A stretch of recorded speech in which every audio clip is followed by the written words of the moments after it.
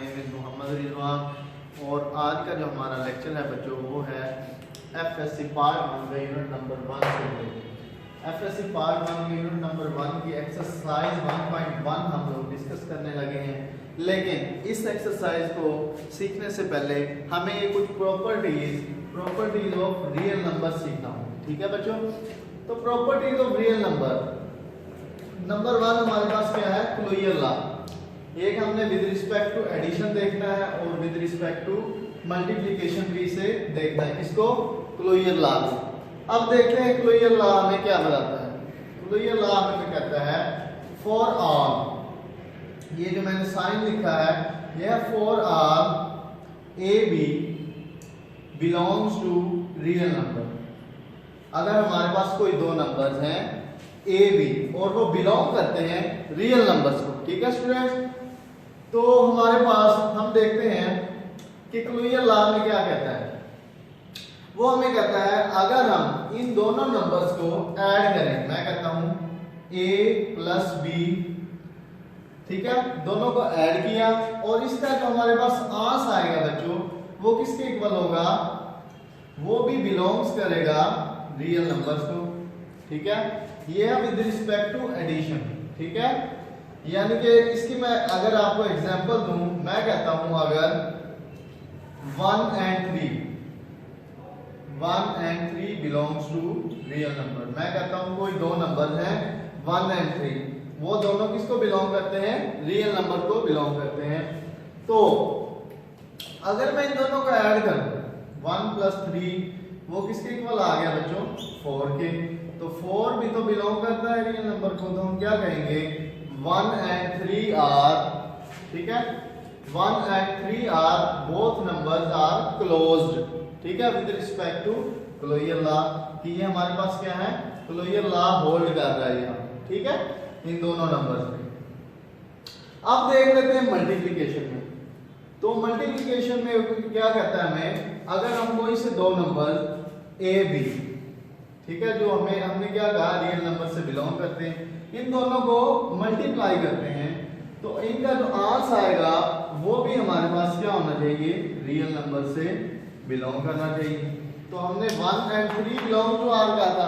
अगर मैं इनको मल्टीप्लाई करता हूं, मैं इनको मल्टीप्लाई करता हूं जी, 1 मल्टीप्लाई 3, तो इसका आंसर क्या आया बच्चों, 3 ही आया और वो भी रियल नंबर से ही बिलोंग कर रहा है। तो हम क्या कहेंगे, यहां पर भी क्लोजर लॉ होल्ड कर रहा है कि ये दोनों नंबर्स क्या हैं, क्लोज।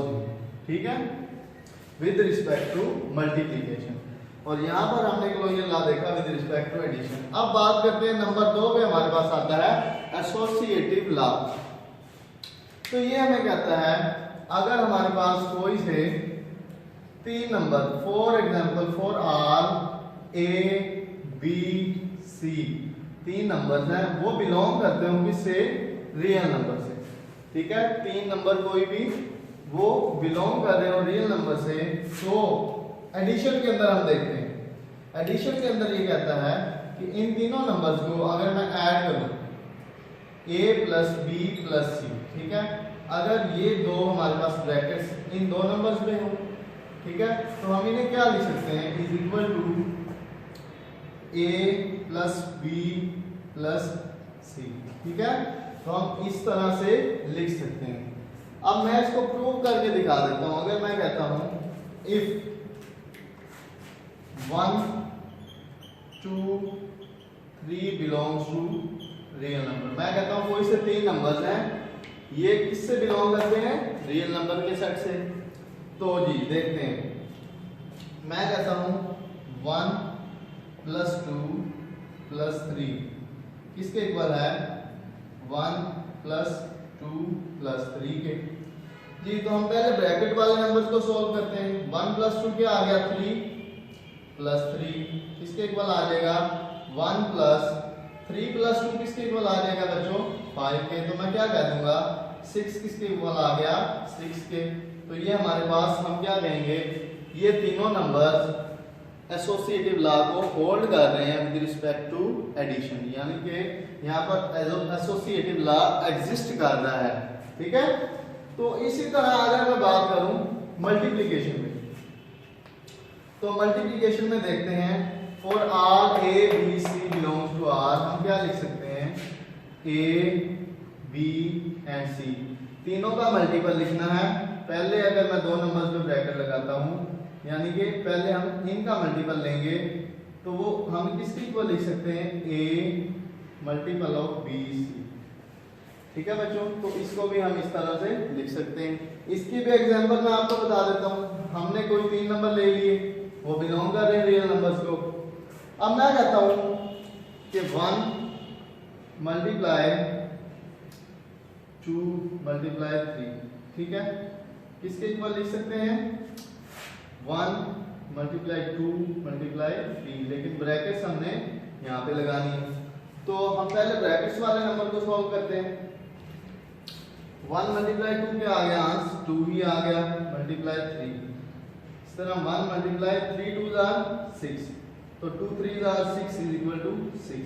तो हमारा आंसर क्या आ गया, सेम आ गया, लेफ्ट हैंड साइड और राइट हैंड साइड का। तो हम कह सकते हैं कि इसको इस तरह से लिख सकते हैं।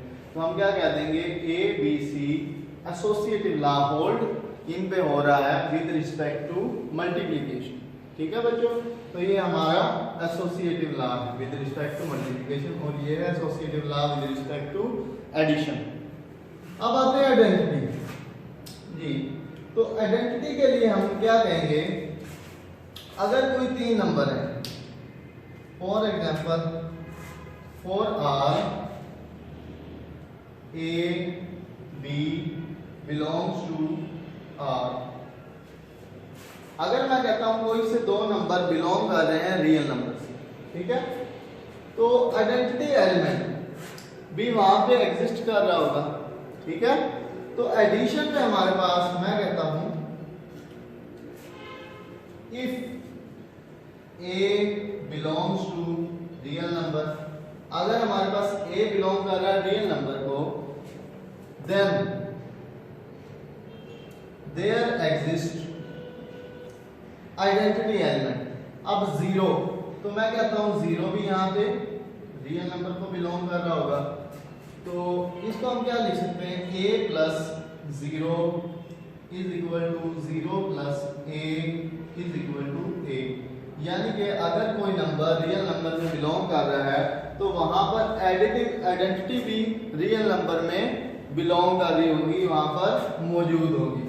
अगर मैं a के अंदर 0 को ऐड करता हूं, if we are adding additive identity into any element a, तो वो हमारे पास वही नंबर a ही आ जाता है। ठीक है, यानी कि एडिटिव आइडेंटिटी क्या करती है, यानी कि उससे हमें कोई फर्क नहीं पड़ता उसको ऐड करने से। तो 0 हमारे पास यहाँ पे क्या कहलाएगी बच्चों, एडिटिव आइडेंटिटी।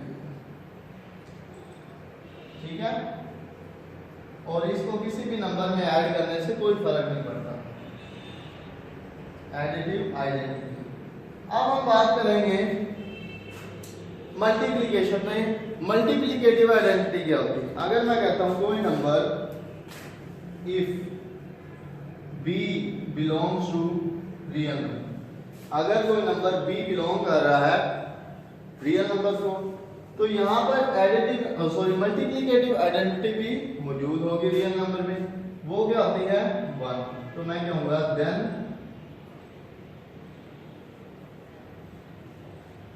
देयर एग्जिस्ट,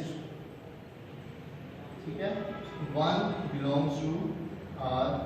तो हम क्या लिख सकते हैं जी, b multiply 1 is equal to 1 multiply b। तो आंसर हमारा b ही आएगा, क्योंकि मल्टीप्लिकेटिव आइडेंटिटी क्या है, 1।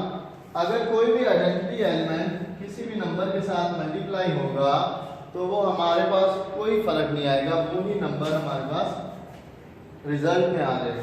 तो 1 हमारे पास क्या होगी, मल्टीप्लिकेटिव आइडेंटिटी।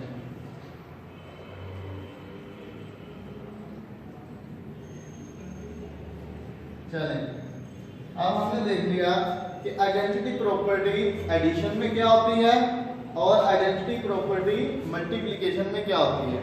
यानी कि आइडेंटिटी को किसी भी नंबर के साथ ऐड करें तो हमारे पास वही नंबर आता है एडिटिव आइडेंटिटी में, वो क्या है, जीरो आइडेंटिटी।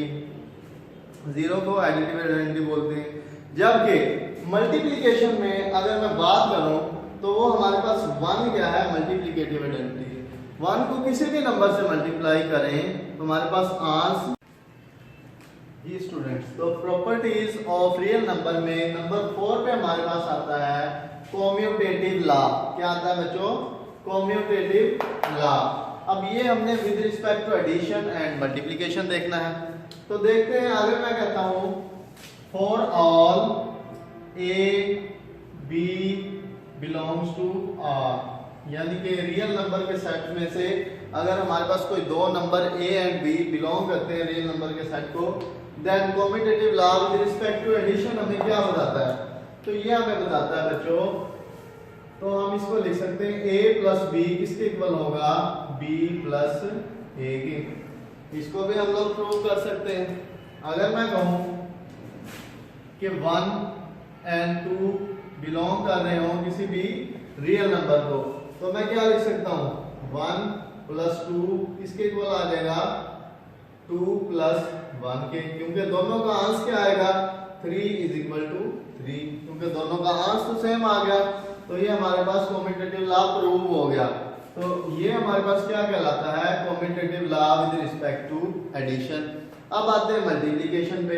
तो मल्टीप्लिकेशन में कम्यूटेटिव लॉ कुछ यूं होता है, a multiply b is equal to b multiply a।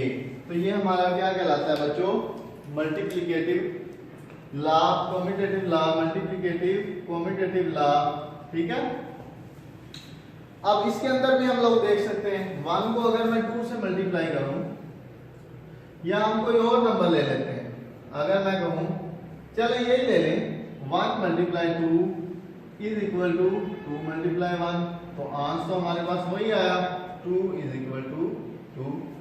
ठीक है बच्चों, तो ये हमारे पास इसका मतलब है कि ये लॉ बिल्कुल ठीक है, क्योंकि हमने प्रूव कर दिया left hand side is equal to right hand side.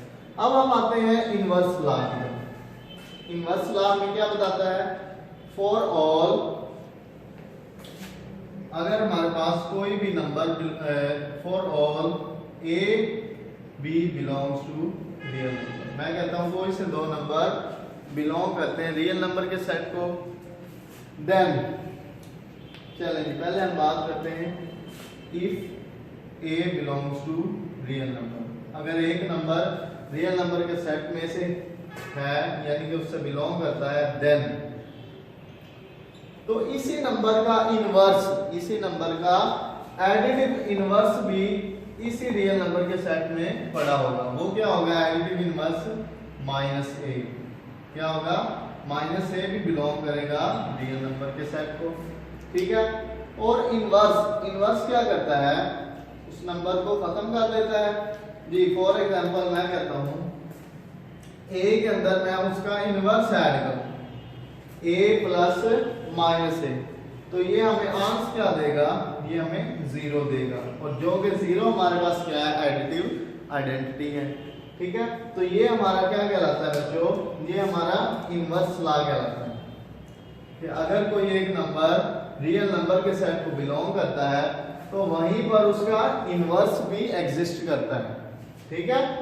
और उनको ऐड करने से हमारे पास क्या आ जाता है, आंसर 0, जो कि हमारी क्या है, एडिटिव आइडेंटिटी है, जो कि हमने पीछे पढ़ी है। अब हम देखते हैं इनवर्स लॉ। हमारे पास मल्टीप्लिकेशन में क्या रहता है, अगर मैं कहता हूं if b belongs to real number, अगर कोई नंबर b बिलोंग करता है रियल नंबर को, देन देयर एग्जिस्ट, जी अब इसका मल्टीप्लिकेटिव इनवर्स भी वहीं पर एग्जिस्ट करेगा। वो क्या होता है, 1 over b belongs to real number.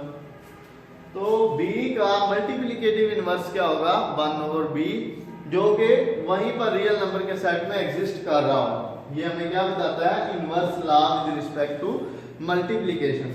और इसको हम लिख कैसे सकते हैं, b मल्टीप्लाई 1 ओवर b, और ये हमें आंसर क्या देगा, 1, क्योंकि b b को कैंसिल आउट कर देगा। ये हमारा क्या है, inverse law with respect to multiplication. किसी भी नंबर को उसके इनवर्स से मल्टीप्लाई करें तो वो हमें क्या देगा, आइडेंटिटी देगा। और वो वन हमारे पास क्या कहलाएगी, मल्टीप्लिकेटिव आइडेंटिटी कहलाती है, जो कि हमने पीछे आइडेंटिटी प्रॉपर्टी में पढ़ा है। ठीक है बच्चों, अब आते हैं हम प्रॉपर्टीज ऑफ इनइक्वालिटीज। ये तो थी हमारे पास इक्वालिटीज के बारे में प्रॉपर्टीज। अब इनइक्वालिटी आप लोगों को पता है, ग्रेटर या लेसर का साइन हम लोग इनइक्वालिटीज में यूज करते हैं, जबकि इक्वालिटी का साइन यूज नहीं करते। ठीक है बच्चों, तो अब आते हैं इसकी पहली प्रॉपर्टी, वो क्या है हमारे पास, ट्राइकोटोमी लॉ। ट्राइकोटोमी लॉ में क्या बताता है, for all A B belongs to R, यानी कि दो नंबर हैं जो रियल नंबर को बिलोंग करते हैं। चलेंगे तो ट्राइकोटोमी लॉ में कहता है, या तो हमारे पास a is equal to b है, अगर कोई भी दो नंबर रियल नंबर के सेट को बिलोंग कर रहे होंगे, या तो a b के इक्वल होगा, और या फिर वो कहता है a ग्रेटर देन b होगा, a b से बड़ा होगा, या फिर तीसरी जो कंडीशन है वो कहता है a लेस देन b होगा। ठीक है, कि इन तीनों कंडीशन में से कोई ना कोई एक होल्ड करेगी, या तो हमारे पास इक्वालिटी की आएगी कंडीशन, या ग्रेटर की, या फिर लेसर की। ये हमें ट्राइकोटोमी लॉ। अब हम आते हैं ट्रांजिस्टिव लॉ। तो ट्रांजिस्टिव लॉ हमें कहता है, अगर कोई भी तीन number for all a b c belongs to real number, ठीक है, देन हम क्या लिख सकते हैं, ट्रांजिस्टिव लॉ में कहता है एडिशन के अंदर, सॉरी, अगर if a greater than b and b greater than c, then हम क्या लिख सकते हैं,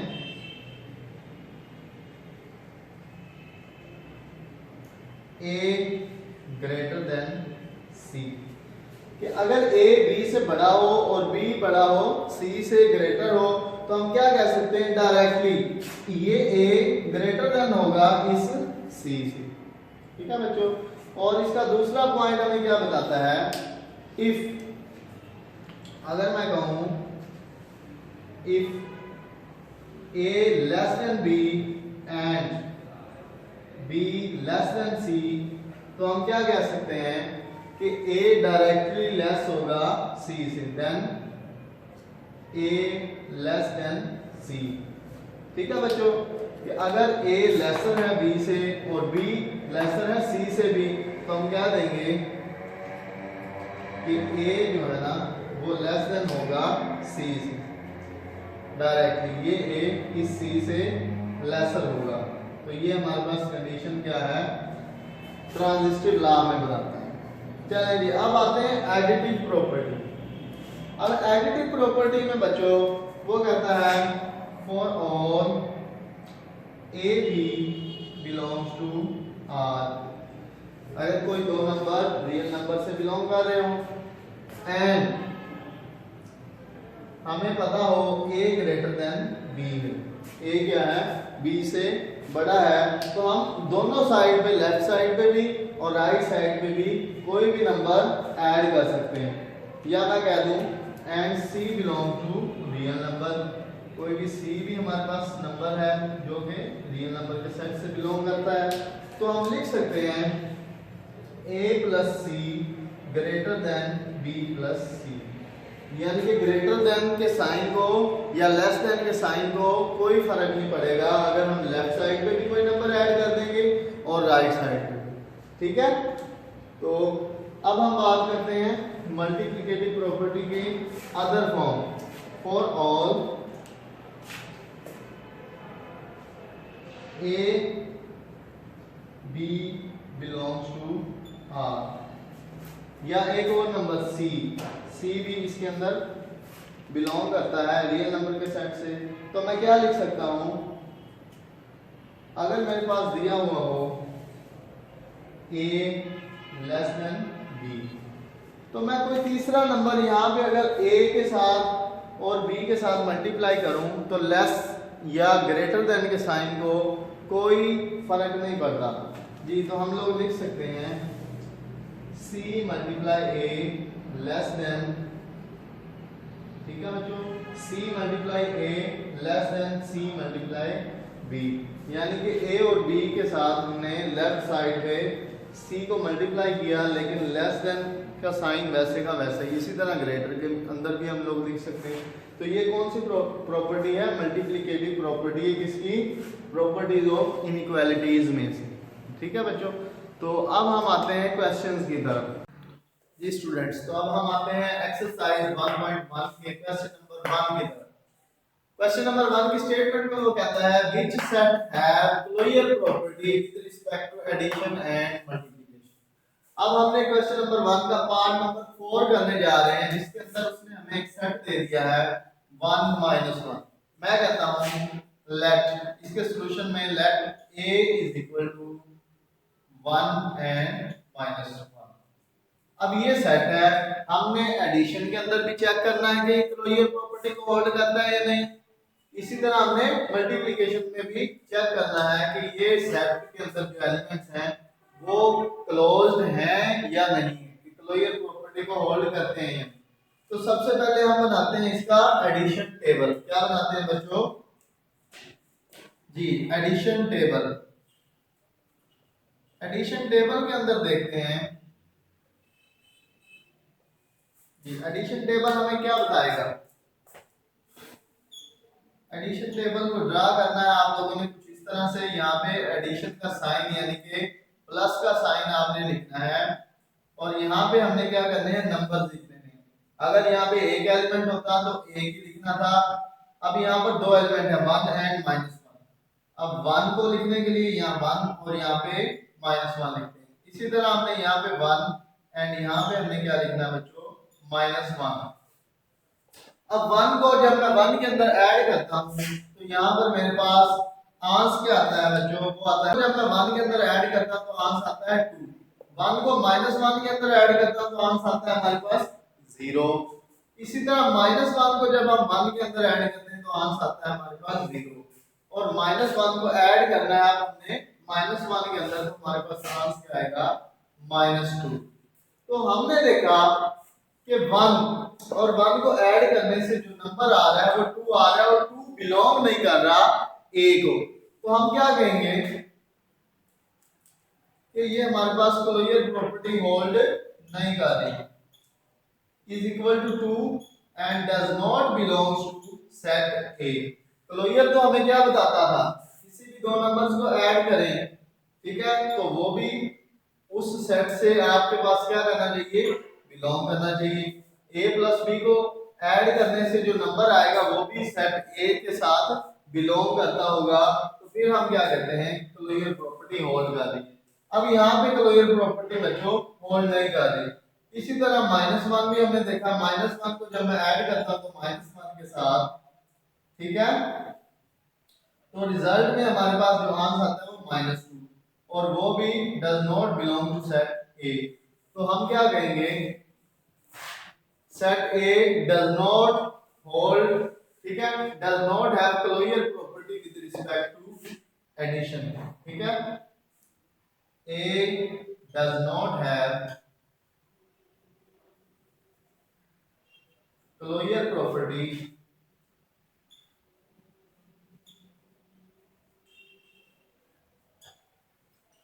विद रिस्पेक्ट टू एडिशन। ये एडिशन का साइन है। अब हम आते हैं मल्टीप्लिकेशन की तरफ। ठीक है, तो मल्टीप्लिकेशन टेबल ड्रा करेंगे जी। मल्टीप्लिकेशन टेबल जी बच्चों, मल्टीप्लिकेशन टेबल ड्रा करने के लिए भी हम लोग कुछ ऐसा ही करेंगे जी। तो यहाँ पे सिर्फ मल्टीप्लिकेशन का साइन आ जाएगा, और यहाँ पर जो हमने नंबर लिखने हैं वही जो हमें सेट ए के अंदर 1 एंड -1। चलिए यहाँ पे 1 एंड -1। जी 1 को 1 से मल्टीप्लाई करने से जो हमारा आंसर आता है वो बच्चों क्या आता है 1 ही आता है जो कि सेट ए के अंदर बिलोंग करता है। सर अब 1 को जब मैं -1 से मल्टीप्लाई करूं तो आंसर आता है -1 वो भी बिलोंग्स टू ए। -1 को 1 से मल्टीप्लाई किया आंसर आ गया -1 वो भी बिलोंग्स टू ए। इसी तरह -1 को जब -1 से मल्टीप्लाई करते हैं तो आंसर आता है +1 तो वो भी हमारे पास सेट ए से बिलोंग करता है। तो हम क्या कह देंगे कि सेट ए क्या करता है set A have clear property with respect to multiplication.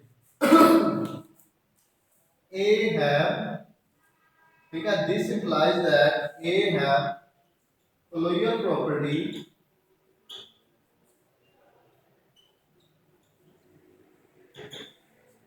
with respect to multiplication। क्या लिखेंगे बच्चों मल्टीप्लिकेशन का साइन लिखेंगे तो ये हमारा आंसर तो यहाँ पे एडिशन का साइन लिखते हैं। तो इसी तरह रिमेनिंग जो आपने इसके पार्ट्स हैं खुद ट्राई करना है इस तरह क्वेश्चन नंबर 2 को ट्राई करना है जो भी प्रॉपर्टी